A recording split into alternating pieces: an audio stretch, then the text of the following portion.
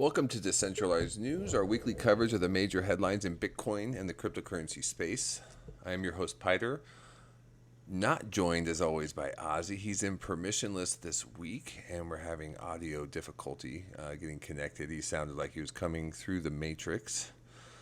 So I'm gonna record it by myself this week. There's a lot to get to, so let's jump right in. Please do your own research. This is not financial advice.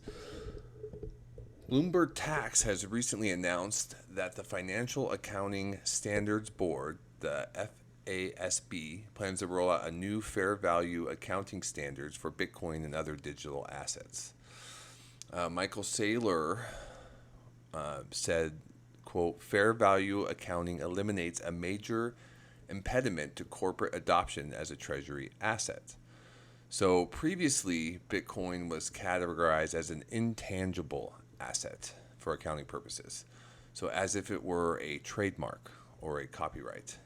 This classification was an impediment because it implied that if the price increased, they could not report any financial advantage unless they actually sold it. They sold the Bitcoin.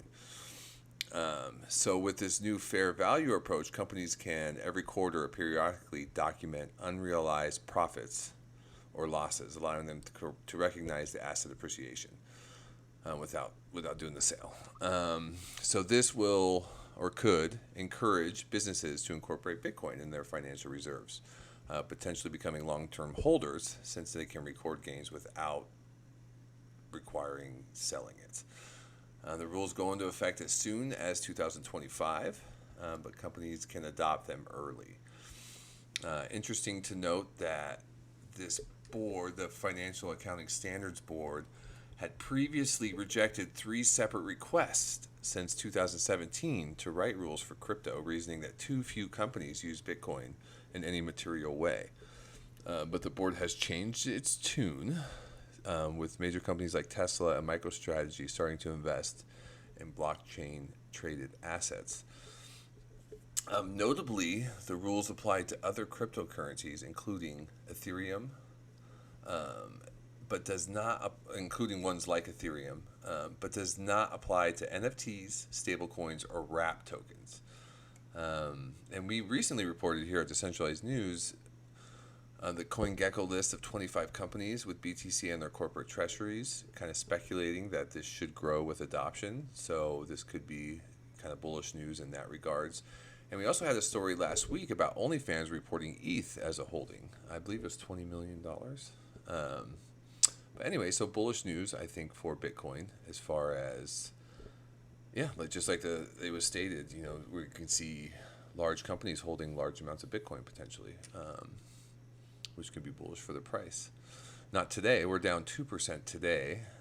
Nothing in particular that I noticed in the news that's pushing the price down. Maybe just goes to show that there is still kind of some bearish sentiment in the market overall. So without any news, it's kind of pushing down. Maybe it kind of implies that a little bit. But kind of moving on, we have the CFTC getting in the game, charging DeFi projects. So the CFTC charged Opyn, OPYN, ZeroEx and Deridex with allegedly operating unregistered trading platforms and offering illegal leverage transactions in digital assets. So these 3 companies have been ordered to pay $250,000, $200,000, and $100,000 respectively. The CFTC also mandated a cease and desist order against all 3. So what's going on in here? Opyn is accused of developing a blockchain-based trading protocol for its digital asset derivative token. It's called OSQTH without proper registration. Despite attempts to block U.S. users, the company violated federal laws. Deridex is accused of illegally offering derivatives via perpetual swaps, a relatively novel idea with roots in the crypto industry. Perps, which are commonly referred to, operate much like futures contracts but lack an expiration date. And then ZeroEx is a they have a DEX aggregator called Matcha. They allowed trading of third-party tokens that offer 2-to-1 leverage on assets like ETH and Bitcoin in violation of federal laws. Also noting that earlier this year, Oki DAO, OOKI DAO, was served via its online chatbot in an industry first, and lost a court case against the regulator, the CFTC, opting not to fight it out. They were alleged to have violated certain laws by offering margined and leveraged commodities. This is an interesting story. Gabriel Shapiro, a general counsel at Delphi Labs, he said this after the original Oki DAO story, thinks that this makes most DeFi projects illegal in the U.S., and that's kind of why this is such a big story. This is a quote from him. If you run any kind of interface for a DeFi credit protocol, block the U.S. Many people told me I was crazy when I said that the CFTC's case against Oki DAO simply makes DeFi illegal under the CFTC's view of U.S. law. I was right. They were wrong, is what he's arguing. So we'll see kind of how this plays out, but not necessarily a good story for DeFi. It looks like they may have to fight for their life in the United States anyway.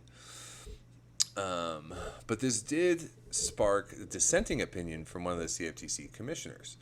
So it's set up a lot like the SEC in that there's a chairman, and then there's 5 total commissioners, and they have to be, it can't be any more than 3 Democrats,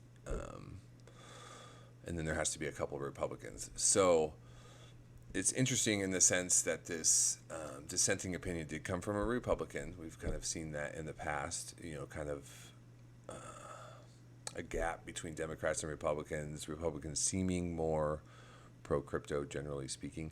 But CFTC Commissioner Summer Mersinger, and this is the Republican, said she is concerned with that the agency is considering enforcement action related to DeFi rather than engaging with stakeholders to address rulemaking. So they're just kind of ruling by enforcement, similar to what the SEC is doing.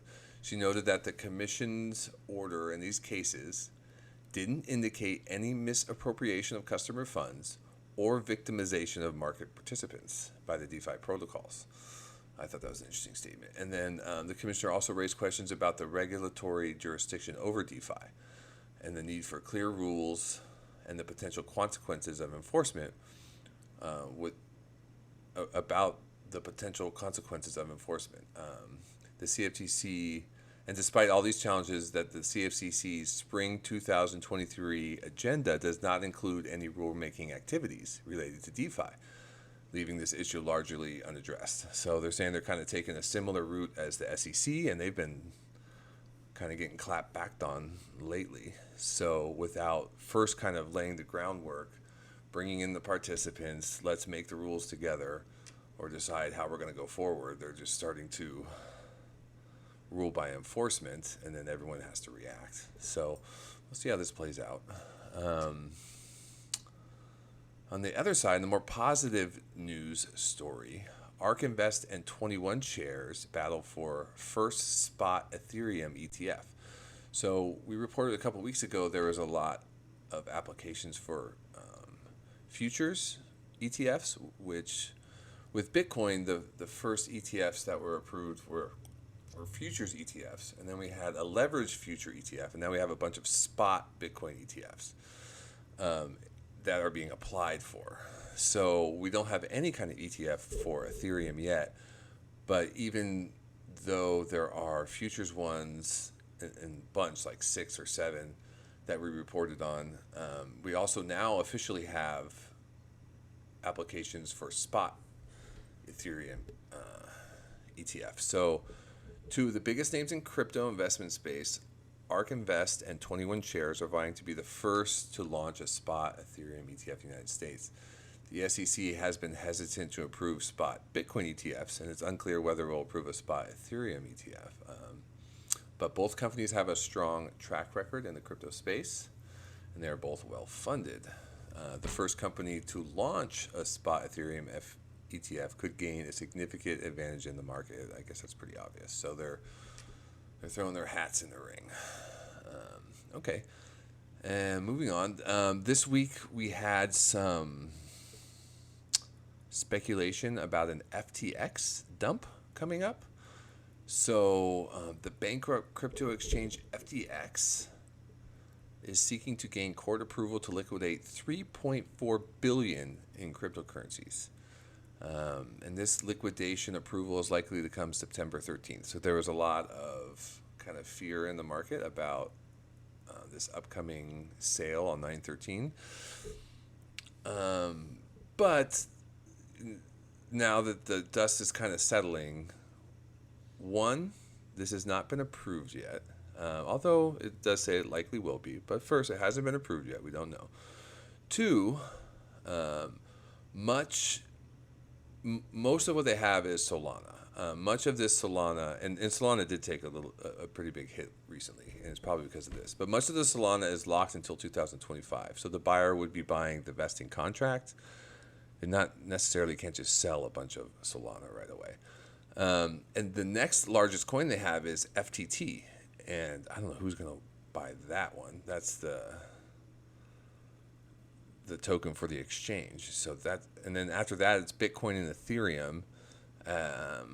So it seems like the market can probably take on Bitcoin and Ethereum sales, and it gets significantly less. So it has over 600 million of Solana, but by the time you get to Bitcoin, it's about 260 million in Bitcoin, about 90 million in Ethereum. So it starts to really taper off.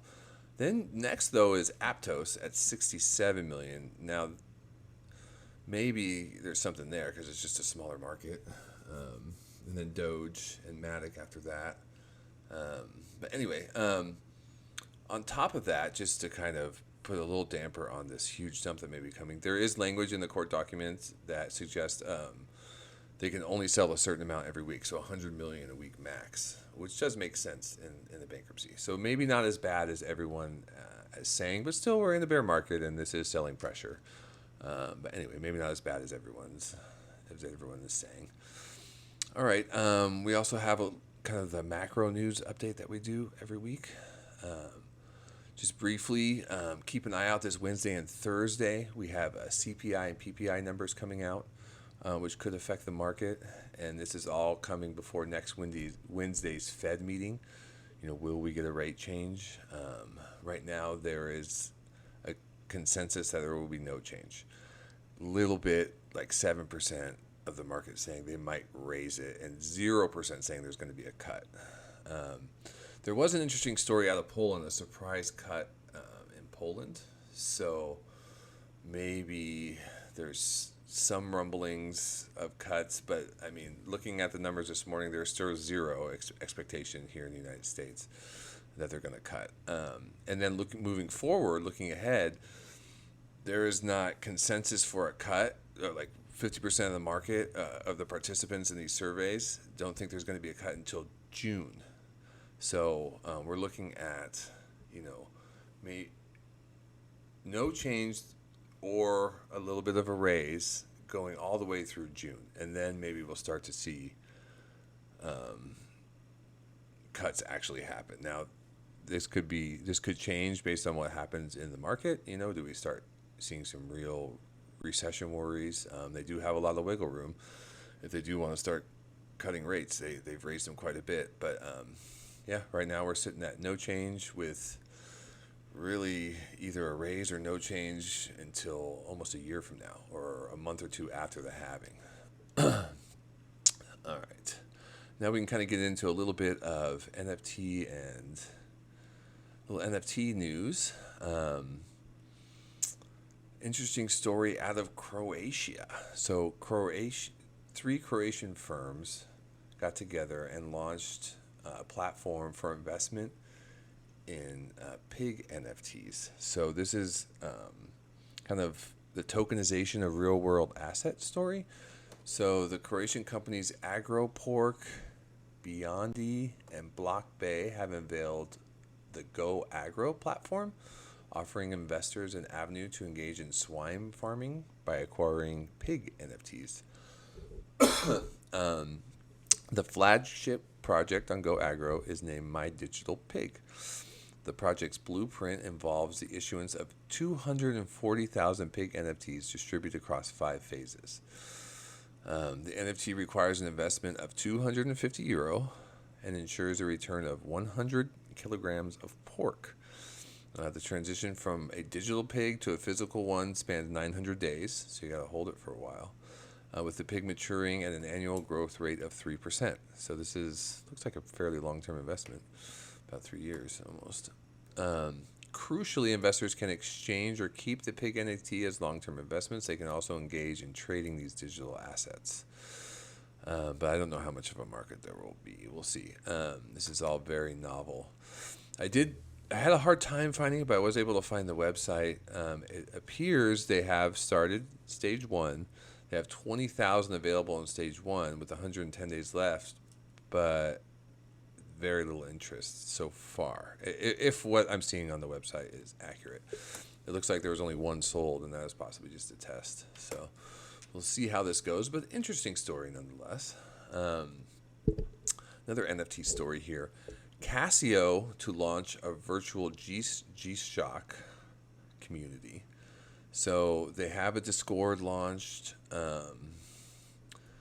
The Casio Computer announced today that they're going to kick off, this was on September 5th, an interactive user community with the launch of virtual G-SHOCK project. Okay, and they're going to issue an initial 15,000 limited edition G-SHOCK Creator Pass NFTs, which allow holders to participate in events held in the virtual G-SHOCK community. They will be globally distributed for free via the Polygon blockchain beginning September 23rd. Now, September 23rd, if you want to get involved with this, you do have to log in with Casio, give them some of your information, email, I think they want their date of birth, stuff like that. So you do have to create an account with them. Or you can wait until September 26th if there are any left over after this initial phase. From what I could tell, it does look like they're soul-bound, kind of like the initial Nike one, where you needed this pass to kind of enter the world, and then you were eventually able to buy some Nike NFTs. So it looks like it's similar to that, but it may open up, a whole world. You can join the Discord now, ask questions and stuff like that. So if you want to sign up, it's all available and out there from Casio. Let's see. We have a little bit more NFT news before we close it out today. Pretty big story. Google changes policy to allow NFT game ads. So Google has issued a policy update for cryptocurrency-related advertisements that will take effect September 15th. It allows advertisers to now promote blockchain video games that use NFTs. However, there are some restrictions. It has restrictions around gambling-related crypto games as well as games that offer token staking rewards. So adverts will not be allowed if players can wager or stake NFTs or crypto in exchange for the opportunity to win crypto or anything of real-world value, an NFT they could sell, something like that. So there are some restrictions around it, but they're changing their stance and allowing advertising for cryptocurrency-related blockchain games. So that's exciting. But that wraps it up for today. Missed Ozzy today. It's always nice to have someone to bounce this stuff off of. But I hope you all enjoyed the show. Thank you for listening to Decentralized News. We post to YouTube first, so please consider subscribing to catch the videos as soon as they drop. Our goal is to provide unfiltered content that will help foster genuine discussions, help the entire space grow. Please remember this is not financial advice and we are not financial advisors. This show is presented for educational and entertainment purposes only. Please do your own research before making any investment decisions. Thank you for your support and stay tuned for the next episode.